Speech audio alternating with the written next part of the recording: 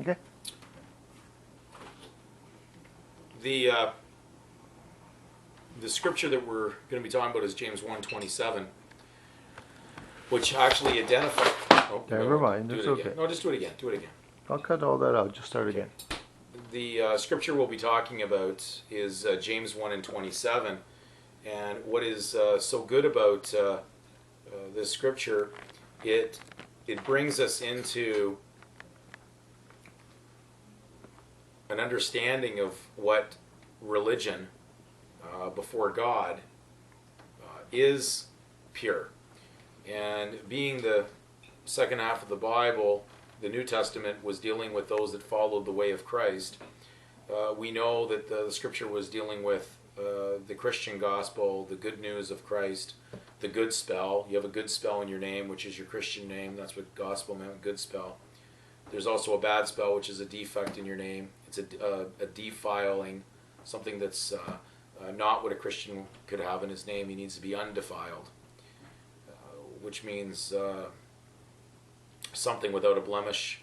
And therefore, James 1:27, talking about those that are participating in pure religion, spoke it in this way. So in the book of James, James 1 verse 27, it reads, "Pure religion and undefiled before God and the Father is this, to visit the fatherless and widows in their affliction, and to keep himself unspotted from the world."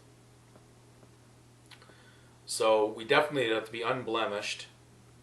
You cannot have a defect in oneself to be separate from the world. The world meant secular, so therefore the surname reflected the secular side. The other side is the Christian name. And therefore, you would understand that if people didn't know this, they would be actually fatherless. And basically, if they were in a sense widowed, because the bride of Christ, of course, is spoken for. It is spoken of as